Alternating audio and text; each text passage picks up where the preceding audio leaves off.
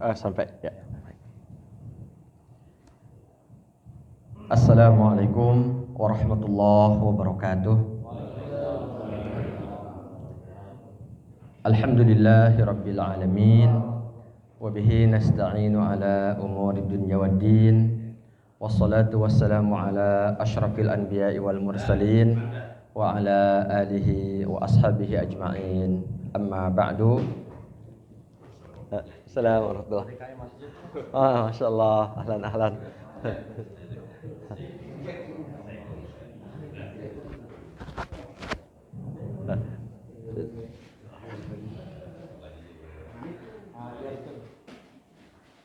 Yang saya hormati para tokoh di Musalla Nurul Hasanah dan juga dari Masjid Ar-Ridwan ya.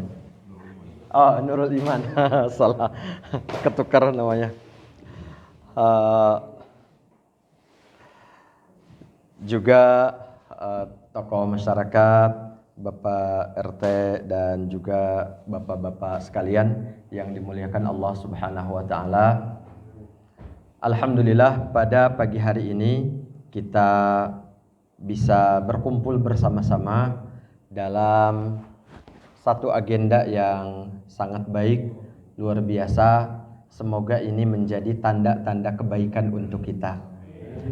Karena pilihan agenda yang baik itu memang itu menjadi satu ciri, satu tanda Allah Subhanahu wa taala menghendaki kebaikan untuk kita. Semoga Allah berikan kita istiqomah.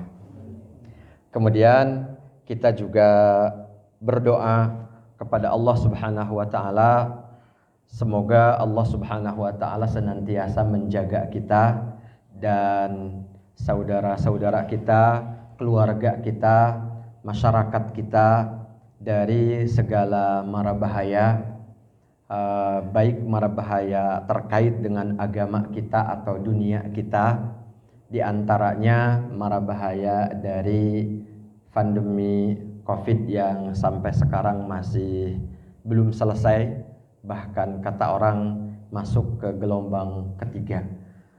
Semoga Allah Subhanahu wa taala menjaga kita semuanya. Salawat dan salam semoga senantiasa tercurah limpahkan untuk Habibana wa Nabiyana Muhammad sallallahu alaihi wasallam beserta keluarga, sahabat dan segenap umatnya hingga yaumul qiyamah. Seperti yang disampaikan Pak Nug tadi bahwa sekarang kita masih dalam bab ibadah dan dimulai dari pembahasan tentang thaharah. Terkait dengan thaharah ini, yang pertama sekilas akan saya sampaikan tentang air yang secara umum memang biasa menjadi pembahasan awal. Kenapa sekilas? Karena sebenarnya kita sih sudah biasa menggunakan air bersih dalam bersih-bersih kita. Hanya saja memang dalam pembahasan tentang bab air di madhab Syafi'i itu di antaranya ada pembahasan tentang volume air. Volume air ini memang menentukan status kesucian air itu sendiri dalam berbagai kondisi. Volume ini ada istilah bahwa ada batasan terkait dengan volume air yang menentukan status tadi.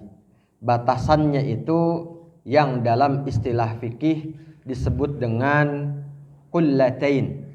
Kullatain itu dua kulah. Yang dua kulah ini simpelnya gitu ya. Simpelnya dalam istilah kontemporer itu mendekati sekitar 270 liter air. Kalau kita punya toren kecil itu ukurannya berapa? 600 ya? 500 ya. berarti setengah toren ya. 200, ada yang bilang 216, ada yang bilang 270 liter gitu ya. Itu ukuran minimal 2 kulah ya. 2 kulah itu sekitar segitu. Walaupun kalau ukur dengan tempatnya itu sendiri, jadi 2 kulah itu adalah volume sekitar 91,8 cm kubik ya. Nah, jadi ini berdasarkan rujukannya itu ada kitab yang bernama Al-Fiqhul Islami wa Adillatuhu yang ditulis oleh Dr. Wahbah Az-Zuhaili. Beliau memang menulis kitab fikih 4 mazhab, dan ketika pembahasan terkait dengan 2 kulah yang diantaranya menjadi karakteristik madhab Syafi'i. Nah, itu perbandingan dengan ukuran kita, ukuran kontemporernya itu sekitar itu 91,8 cm kubik atau 270 liter. Dalam versi yang lainnya ada yang mengatakan 216 liter. Nah, baik. Kemudian kalau air jernih itu udah jelas tadi ya, air suci. Tapi ketika kita misalkan memiliki keterbatasan dalam persediaan air, ada air yang tidak terlalu jernih, air yang bercampur dengan lumpur, atau air yang agak kehijauan karena lama gitu ya, karena memang lama diam, itu tetap air tersebut termasuk air suci dan mensucikan, air yang boleh digunakan untuk berwudu, atau minimal kalau kita berwudu mungkin merasa nggak nyaman gitu ya. Sebenarnya kan juga air suci dan mensucikan ini kita butuhkan untuk membersihkan najis. Misalkan ada kotoran ayam di lantai, maka itu kan tidak perlu menggunakan air yang sangat jernih jika airnya terbatas gitu. Kita bisa menggunakan air yang tadi misalkan agak keruh karena bercampur dengan tanah tempat dia berada. Cuman kalau kita kan ngambil air itu di bak yang tempatnya bukan tanah gitu ya, tapi bak gitu yang memang terbuat dari melamin atau dari keramik gitu. Hanya saja tadi itu kondisi-kondisi yang sebenarnya kalau kita dulu masih muda-muda sih pernah mengalaminya gitu ya. Ngalaminya. Baik, kalau anak-anak kita mungkin nggak ngalamin gitu. Walaupun anak-anak kalau yang suka suka traveling, misalkan mendaki atau termasuk ke pantai yang walaupun airnya asin, tetap itu juga bisa digunakan untuk bersuci. Baik, kemudian setelah sekilas tentang air, berikutnya bahwa yang namanya toharah atau bersuci itu garis besarnya terbagi menjadi 2. Yang pertama ada bersuci dari najis, yang kedua ada bersuci dari hadas. Bersuci dari najis itu berarti kita perlu mengenali jenis-jenis dan bentuk-bentuk najis. Najis itu kalau dilihat dari bentuk-bentuknya ada beberapa bentuk yang diantaranya gitu ya, yang paling dominan keberadaannya. Yang pertama adalah khamar wa kullu ma'i'in muskirin. segala sesuatu ini ya, arak atau minuman keras dan segala sesuatu yang sejenis dengan minuman keras, yaitu sesuatu yang cair dan memabukkan, apapun namanya gitu ya, apapun namanya. Yang pertama. Yang kedua, anjing dan babi. Anjing dan babi dengan segala apa yang ada pada badan kedua binatang ini, yaitu anjing dan babi. Kemudian yang ketiga, bangkai. Bangkai itu adalah binatang yang mati. Kalau untuk binatang yang biasa kita makan, sapi, kambing, ayam, dan binatang-binatang yang halal dimakan, yang masuk kategori bangkai ketika binatang itu mati tanpa disembelih dengan penyembelihan yang syar'i, yang sesuai syariat. Ya mati karena sakit, mati karena dimakan binatang buas, mati karena sebab-sebab lain selain disembelih dengan penyembelihan syariat tadi. Atau binatang yang memang itu bukan binatang yang halal, seperti kucing, tikus, kemudian musang atau harimau, kera dan binatang-binatang lainnya gitu, yang memang dagingnya tidak halal dimakan, itu mau disembelih atau enggak, kalau mati tetap statusnya adalah bangkai gitu. Jadi enggak usah ada pembahasan apakah dia disembelih atau tidak, karena yang namanya binatang tidak halal dimakan, ketika mati dia adalah bangkai yang status kesuciannya dia adalah najis gitu ya. Najis secara umum begitu. Nah, terkait dengan bangkai ada pengecualian, yaitu yang pertama bangkai atau mayit ya. Mayit kalau untuk manusia mah namanya bukan bangkai, tapi mayit gitu ya. Jasad, jenazah. Jenazah manusia itu suci, tapi bukan berarti ketika jasad manusia itu suci lalu halal dimakan. Belum tentu ya, enggak gitu. Enggak, karena suci tapi haram dimakan. Sedangkan yang lainnya itu adalah binatang bangkai, ikan dan belalang. Kalau ini selain suci juga halal dimakan. Kalau bapak-bapak ada yang suka makan belalang nggak? Mungkin pernah ya. Pernah dulu ya. Ya.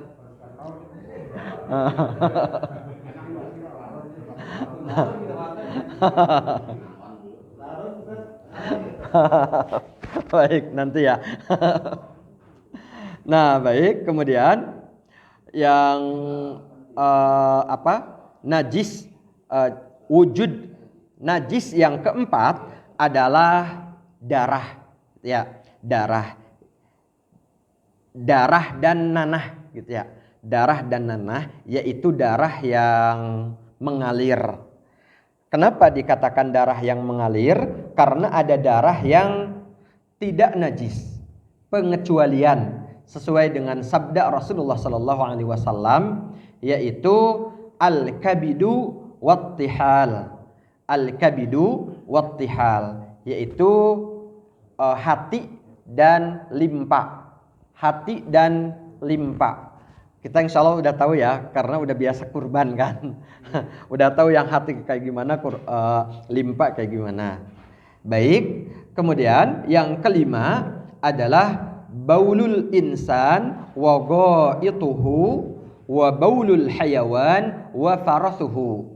Kotoran manusia dan air kencingnya, serta air kencing dan kotoran binatang. Secara umum seluruh kotoran manusia dan binatang itu najis gitu ya, kotoran dan air kencingnya. Kalau dalilnya sih diantaranya yang peristiwa ketika ada orang Arab Baduy yang mohon maaf buang air kecil di Masjid Nabawi ya. Masjid Nabawi, lalu sama Rasulullah diperintahkan untuk dibersihkan dengan menyiramkan air gitu ya, menyiramkan air ke tempat tersebut. Yang keenam, kullu juz'in infasala minal hayawan hala hayatihi fa innahu najisun. Setiap bagian yang terpisah dari binatang ketika ia hidup, misalkan ada telinga kambing yang terlepas dari kambingnya, terpotong, maka telinga itu nggak boleh dimakan gitu ya. Telinga itu bahkan najis gitu ya, hukumnya najis. Waalaikumsalam warahmatullah. Ya begitu juga dengan anggota-anggota yang lainnya yang terpisah dari binatang yang hidup tadi, yang hidup, mau telinganya, mau matanya, mau sayapnya, kakinya gitu. Nah itu hukumnya najis. Karena bagian-bagian tersebut itu hanya halal dan suci jika disembelih dengan penyembelihan yang sesuai dengan syariat tadi. Tapi ada pengecualian dari anggota tubuh binatang yang halal dimakan, yang terpisah dari tubuhnya ketika hidup itu yang tidak najis adalah bulunya. Gitu. Kalau bulu mah itu nggak najis, itu suci. Kan biasa ya, bulu kambing itu dijadikan pakaian gitu. Itu memang boleh. Kalau kulit itu ada ini sih, aslinya kalau kulit kambing, kulit kulit sapi dan lain-lain, kalau memang kulit itu berasal dari bangkai gitu ya, dari bangkai itu najis tapi bisa disucikan gitu ya. Ada proses mensucikan, dan mensucikannya itu dengan membuang daging-daging dan darah-darah serta lemak gitu ya yang menempel pada kulit itu, yang bisa membuat kulit itu bisa berbau busuk gitu ya kalau tidak dibersihkan. Kalau sudah dibersihkan itu menjadi suci. Baik kulit binatang yang halal dimakan, kalau binatangnya itu memang disembelih dengan sembelihan yang syar'i, itu mah udah nggak najis sama sekali gitu ya, nggak najis sama sekali. Walaupun kalau bau busuk kan kita juga nggak pasti akan kita bersihin juga gitu ya sisa-sisanya, cuman tetap itu statusnya nggak najis. Tapi kalau bangkai itu najis gitu ya. Bangkai itu tadi yang binatang yang halal dimakan tapi matinya tidak disembelih karena sembelihan syar'i, atau binatang-binatang yang tadi yang tidak halal dimakan gitu. Binatang tidak halal dimakan kemudian mati, maka seluruh bagian dari tubuhnya itu najis kecuali kulitnya, jika kulit dan bulu tadi ya, kecuali kulitnya jika sudah dibersihkan tadi. Jadi kalau ada kulit harimau, kulit yang biasa tuh suka dipakai dipakai sabuk gitu ya, atau dipakai gitulah, dipakai rompi gitu. Nah itu boleh memang jadi suci kalau sudah dibersihkan tadi. Yang tidak bisa disucikan hanya kulit anjing dan babi. Gitu. Kalau yang lainnya bisa. Kemudian yang berikutnya, yang ketujuh, najis itu ada pada labanul hayawan ghairi ma'kulil lahmi, susu dari binatang yang dagingnya tidak halal dimakan. Gitu. Jadi seperti keledai, gitu ya, keledai atau binatang tadi misalkan ada nggak yang memerah susu singa gitu. Contohnya ya. Kalaupun ada, maka air susu singa itu nggak halal dan nggak suci gitu. Itu najis gitu ya. Ya. Iya, dan mematikan gitu ya. Kalau singa sih mungkin, cuman kalau kita lihat sekarang kan ada ya orang yang di YouTube itu orang punya punya piaraannya itu tadi harimau gitu. Harimau mungkin dia bisa gitu ya, memerah susunya, tapi itu tetap najis gitu ya dan tidak halal. Nah, baik. Itu terkait dengan benda-benda yang najis. Lalu pembahasan berikutnya adalah masalah kategorisasi najis. Bahwa najis itu ada 3 kategori. Yang pertama mughallazah, yang kedua mukhaffafah, yang ketiga mutawassithah. Mughallazah itu najis anjing dan babi yang mensucikannya harus 7 kali gitu ya, 7 kali, dan salah satu dari ke-7 kali itu airnya harus dicampur dengan lumpur, dengan tanah gitu. Minimal salah satunya gitu ya, salah satunya. Sedangkan mukhaffafah itu adalah pipisnya, air kencingnya bayi laki-laki yang di bawah 2 tahun dan baru meminum ASI saja gitu ya. Tapi kalau udah makan pisang atau udah minum susu formula, yaitu sudah masuk kategori najis mutawassithah yang sama dengan najis-najis lainnya. Karena selain itu semuanya nanti kategorinya najis mutawassithah. Najis tadi ya bangkai, darah, nanah, kemudian kotoran-kotoran baik manusia maupun binatang. Nah, baik. Kemudian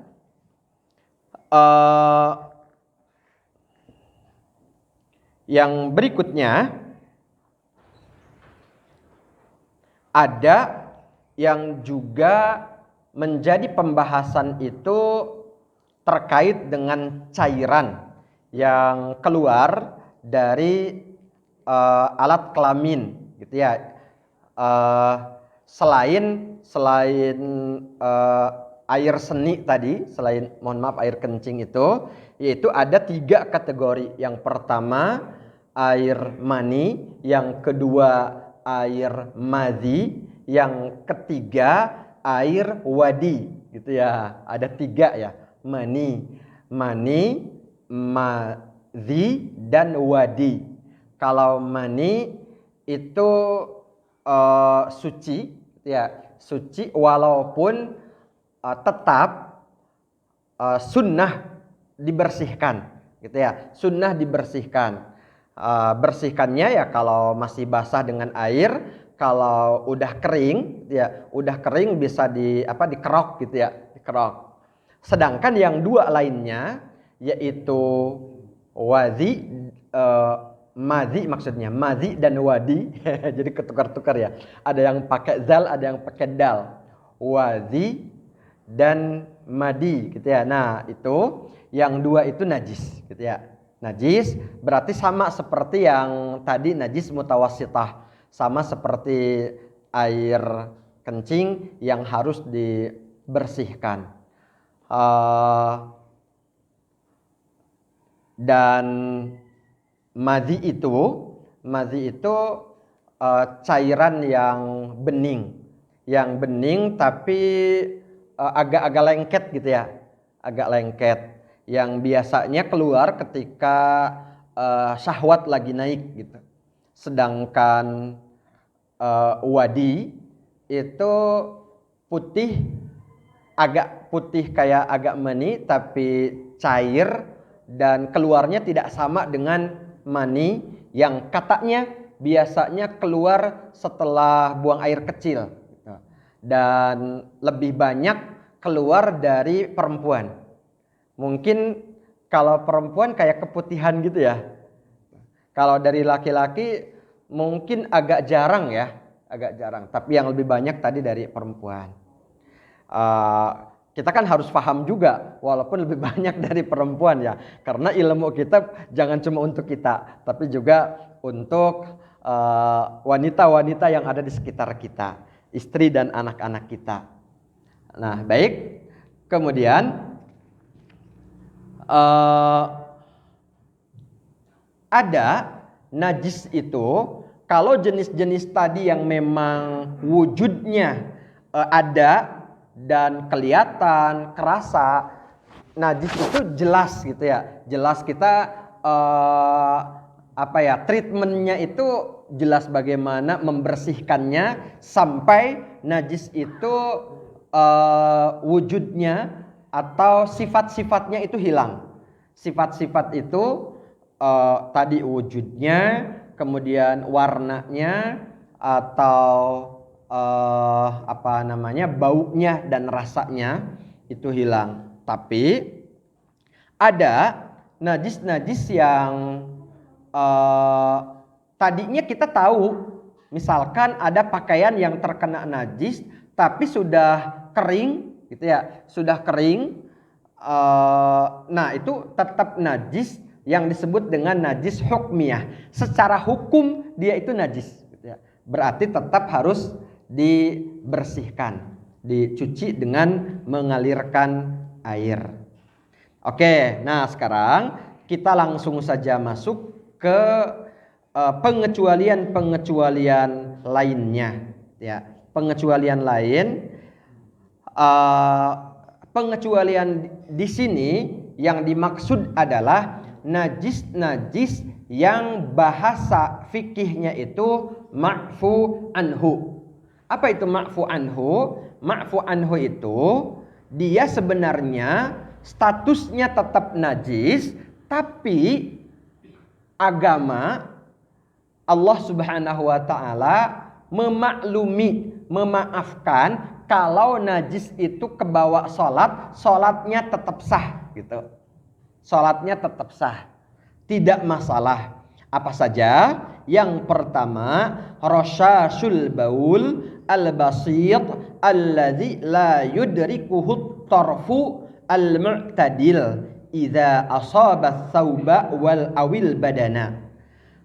Cipratan air kencing yang sedikit, yang tidak kelihatan oleh mata secara normal, yang tidak perlu pakai pakai pembesar gitu ya, pakai pembesar. Nah, misalkan kalau kayak kita buang air kecil di urinior misalkan, ada cipratan yang kalau kita lihat itu memang nggak kelihatan gitu, nggak kelihatan. Nah, itu adalah najis yang ma'fu anhu ya, najis yang dimaafkan, karena agama Islam itu memang agama yang tidak menyulitkan gitu, yang tidak menyulitkan. Itu yang pertama. Dan hal ini selain gitu ya, masalah-masalah yang sedikit seperti ini sebenarnya tidak hanya air kencing, tapi juga sebenarnya termasuk seperti najis-najis mughalladhah. Bahkan kayak misalkan mughalladhah itu kan diantaranya air liurnya anjing ya, air liurnya anjing kalau ada nyiprat gitu dan cipratannya sedikit dan tidak kelihatan, itu juga ma'fu anhu Itu dimaklumi, dimaafkan. Kemudian yang kedua, al-yasir minad dam. Darah dan walqaih dan nanah yang sedikit. Kemudian wadamul baragis wa wanimuz zubab ay najasatuhu ma lam yakun dzalika bi fi'lil insan wa ta'ammudihi. Sedikit darah dari darah, baik darah manusia atau nanah, ketika kebawa sholat misalkan. Nah, yang sedikit-sedikit ini juga sama dimaafkan, dimaklumi. Juga najis dari lalat ya, dari lalat atau serangga lah gitu ya, serangga. Asalkan gitu ya, asalkan kenanya najis itu bukan karena kesengajaan gitu ya, sengaja. Jadi memang disengaja ditaruhin gitu. Kalau itu mah yang sengaja mah nggak dimaafkan. Yang dimaafkan ini yang tidak sengaja. Kemudian yang ketiga, damun waqaihun waqaihul juruh walau kana katsiran. Darah atau nanah dari luka gitu ya, dari luka walaupun banyak, ketika dia misalkan keluar ketika sholat ya. Nah, lagi sholat kita punya luka, darah dan nanahnya itu keluar. Nah, selama lukanya luka kita sendiri, darahnya darah kita sendiri, nanahnya nanah kita sendiri, walaupun banyak dan keluarnya itu bukan disengaja, bukan sengaja kita lagi sholat mencet bisulan gitu ya atau jerawatan, kan suka iseng ya, emang lagi sholat itu suka apa namanya tadi, iseng gitu. Nah, kalau sengaja itu nggak boleh. Tapi kalau tidak disengaja itu tidak membatalkan sholat, gitu ya. Kalau tidak disengaja walaupun banyak dari luka kita sendiri itu tidak membatalkan sholat. Baik, kemudian yang keempat, warasud dawab alladhi yusibul hubub asna'a dirasatiha. Kotoran binatang, terutama binatang yang biasa dipekerjakan di ladang, ya, di ladang. Kemudian ketika binatang yang dipekerjakan di ladang itu apa namanya, berak gitu ya, berak, kemudian kena ke tanaman kita, ke apa tuh, ke kacang tanah kita gitu, ke atau memang jadi pupuk gitu. Nah, itu tidak masalah gitu. Itu ma'fu anhu. Alladzi yusibu al-hubub asna dirasatiha wa warasul an'am alladzi yusibul laban asna al-halab. Termasuk kotoran sapi atau kambing yang mengenai susu ketika kita memerah gitu, memerah. Karena kan sapi dan kambing itu belum tentu kita kita mandiin terus gitu ya, kita mandiin terus. Nah, jadi itu tidak masalah asal susu yang diperahnya itu tidak jadi bau kotoran sapi gitu, tidak jadi bau kotoran kambing.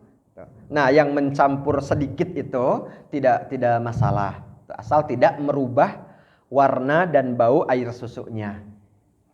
Kemudian yang kelima, warasus samak filma malam yataghayyar. Kotoran ikan di air selama dia tidak membuat airnya jadi warna dan baunya serta rasanya berubah. Kemudian yang berikutnya, nah ini mungkin yang justru agak sering kita temukan, yaitu zarqut tuyur fil amakin allati tataraddad 'alaiha. Kotoran burung atau cicak gitu ya, kotoran burung atau cicak di tempat-tempat sholat kita, di musola, di masjid gitu. Karena memang burungnya sering terbang di atas atau masuk ke masjid kita, burung walet, burung gereja gitu ya, burung pipit dan burung-burung kecil seperti itu kan memang sering datang. Atau bahkan yang lebih sering lagi cicak gitu ya, cicak. Nah, itu juga ma'fu anhu. Cuman di sini ma'fu anhu-nya itu ada syarat-syaratnya gitu ya. Ada syarat-syaratnya. Yang pertama, syaratnya itu ketika mengenai kita saat sholat, kotorannya itu sudah kering gitu. Kotorannya itu sudah kering. Yang kedua tadi tidak ada unsur kesengajaan. Kita tahu gitu ya, kita tahu kemudian sengaja kita berdiri di tempat yang ada kotorannya gitu. Kalau kita tahu sih harusnya kan kita buang dulu ya, kita bersihin dulu. Nah tapi kalau tidak sengaja, nah itu tadi ma'fu anhu.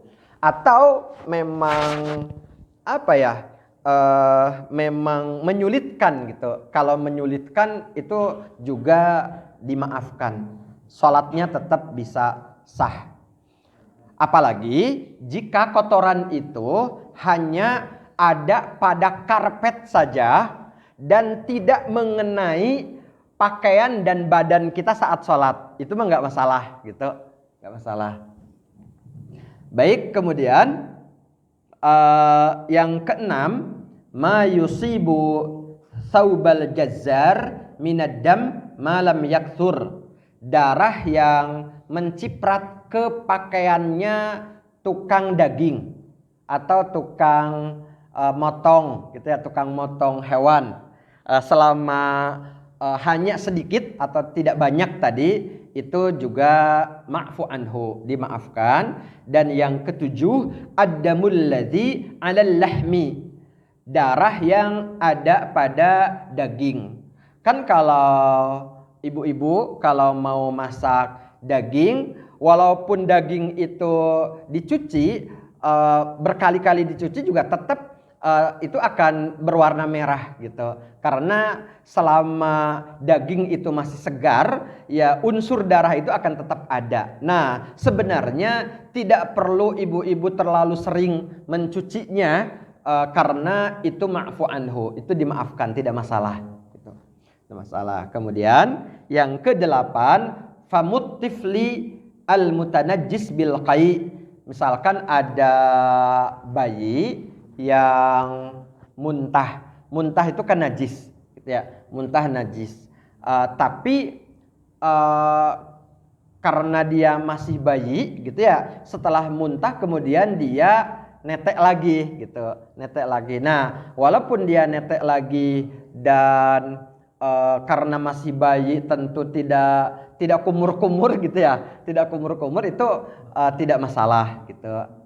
Kemudian yang kesembilan, ma yusibul insana min tinis syari', tanah jalanan gitu ya, kain kita, celana kita kena tanah jalanan itu nggak masalah, tidak masalah. Apalagi kita kan nggak tahu tanah itu ada najisnya atau tidak. Yang namanya nggak tahu itu memang nggak masalah gitu. Kemudian yang ke-10, al-maitatul lati la nafasa laha sa'ilah ay la damalaha min nafsiha. Bangkai yang tidak berdarah, yang darahnya nggak ngalir kayak binatang-binatang besar gitu ya, kayak manusia, kayak binatang besar tadi. Idza waqa'at fi ma'i', jika jatuh ke minuman kita, atau apa yang cair-cair gitu ya, masuk madu, masuk ke minyak goreng gitu ya. Nah, itu tidak masalah gitu ya, tidak masalah. Dan contoh-contoh yang ada di sini adalah lalat, kemudian tawon, kemudian semut. Syaratnya mirip-mirip dengan yang tadi, yaitu bukan disengaja, bukan sengaja kita memasukinnya gitu ya, dengan dengan kesengajaan kita. Dan syarat lainnya, minumannya atau cairannya itu tidak berubah, tidak berubah. Kalau lalatnya banyak, berubah nggak ya? Ya pokoknya nggak berubah lah intinya gitu. Nggak berubah. Nah itu terkait dengan jenis-jenis najis. Barangkali cukup dulu untuk pembahasan pagi hari ini ya, karena memang waktunya sudah mulai siang. Jazakumullah khairan katsira, wallahu a'lam bishawab. Wassalamualaikum warahmatullahi wabarakatuh.